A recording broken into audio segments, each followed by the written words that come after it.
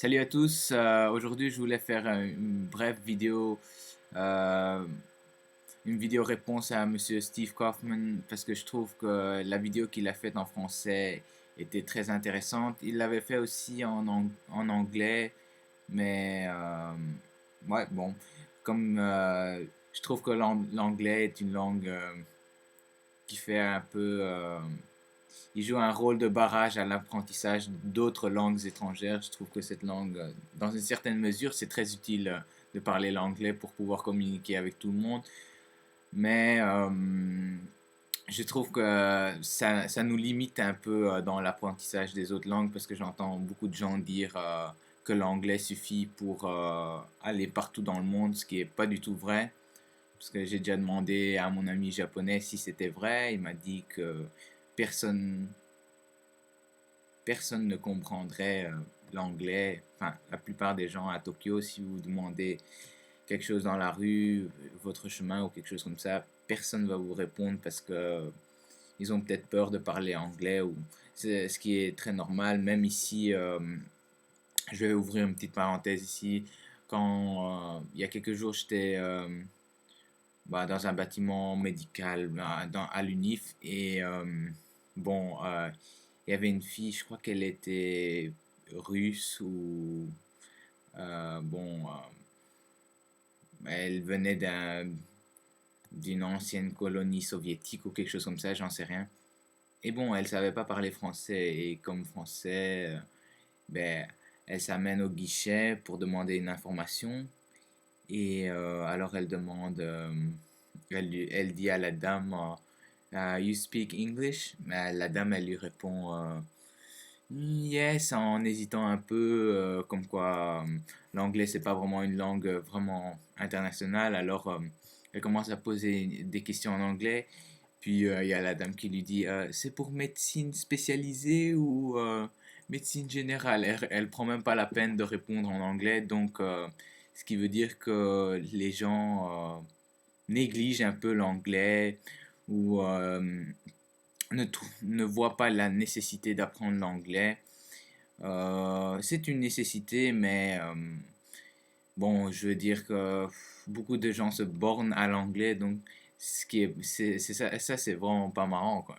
Il faut vraiment essayer d'élargir ses horizons et de pas se focaliser juste sur l'anglais, parce que l'anglais en soi n'est pas une langue, c'est une langue très pratique, très utile pour des recherches, pour tout ce qui est scientifique ou pour tout ce qui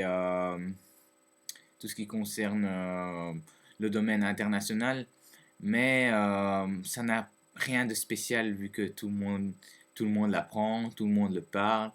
C'est, c'est un peu, c'est un peu une langue, c'est une langue très médiatisée, on va dire.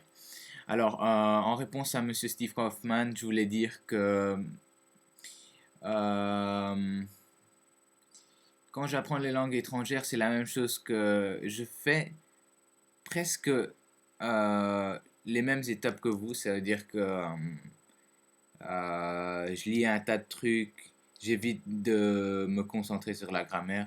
Enfin, en réalité, je j'étudie jamais la grammaire, puisque c'est quelque chose qui est vraiment ennuyant et ça n'apporte presque rien au niveau de la communication. Donc, j'ai décidé d'apprendre le japonais il y a plus d'un an, je crois. Quand j'avais commencé, je comprenais pas très bien comment les particules fonctionnaient. Donc je me suis dit, j'ai vu vos vidéos et je m'en suis inspiré. J'ai dit, le cerveau, il va tout comprendre. C'est votre phrase favorite, je crois, le cerveau va tout comprendre. Et c'était vrai. Mon cerveau a compris comment utiliser le O. Par exemple, hon o yomimasu. Ou comment utiliser le ga. Par exemple, hmm, animation ga daisuki desu ou des trucs comme ça que j'ai jamais appris dans des livres de grammaire, mais j'ai appris en lisant un tas de d'articles assez simplifiés pour débutants. Puis maintenant, je suis en train d'utiliser des livres un peu plus poussés. Et parfois, je comprends pas des terminaisons comme shima ou des trucs comme ça.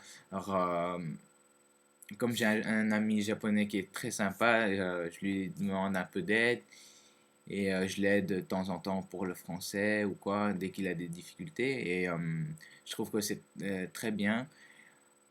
Et je voulais aussi dire que, bon, au niveau de l'étude, j'ai exactement la même démarche. Beaucoup étudier, beaucoup écouter au départ, beaucoup lire quand on est en train de développer la langue, acquérir du vocabulaire dans le texte. Euh, Principalement, c'est la même façon d'étudier, mais il y a quelque chose qui est très différent par rapport aux erreurs. Donc, moi, j'ai pas du tout peur de parler. Je suis pas du tout timide quand je dois parler dans une autre langue.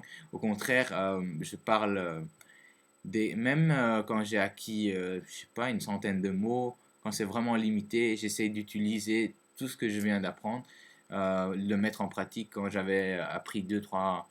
Enfin, j'avais appris le japonais pendant deux trois mois. J'étais au magasin japonais et j'essayais de dire tout en japonais. J'y suis arrivé. Mais si je m'étais dit, ouais, il faut que j'étudie encore plus pour pouvoir parler mieux, j'aurais jamais pu le pratiquer. Donc, moi, je le pratique dès que j'en ai l'occasion. Peu importe le nombre de mots que je connais, dès que je sais exprimer l'idée, j'y vais. Et même si je comprends pas ce que l'interlocuteur me répond, c'est pas très grave.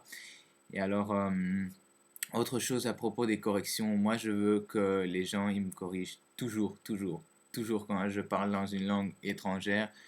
Je préfère que les gens me corrigent parce que je sens que j'absorbe plus vite les corrections quand la personne me les fait remarquer. Donc, chaque fois quand je parle japonais et qu'il y a une petite faute et que mon ami me le dit, ça m'aide beaucoup, beaucoup, beaucoup. Donc, je lui demande chaque fois de m'aider et de me corriger. Lui aussi me demande de le faire et je retiens. Étonnamment, je retiens très bien. Et aussi, quand il me manque des mots ou des expressions, je demande en français à mon ami japonais comment le dire. Et lui me demande en français, par exemple, comment dire des choses en espagnol, et je trouve que c'est une méthode assez bonne. Et par exemple, j'étais en train de parler avec lui et je lui dis, je voulais dire que en utilisant un livre où on avait des listes de vocabulaire, ben, enfin, on avait des listes de vocabulaire et aussi le texte qui correspondait à ce vocabulaire, on pouvait gagner du temps parce qu'on ne devait pas chercher dans le dictionnaire et j'arrivais pas à dire on ne devait même pas chercher dans le dictionnaire. Alors je lui ai demandé comment on dit. Il m'a dit, je crois que c'est disho de hiku hikanakute hikanakute mo ii ou quelque chose hinak j'ai oublié l'expression. Euh, それをしなくてもいい, c'est ça, それをしなくてもいい.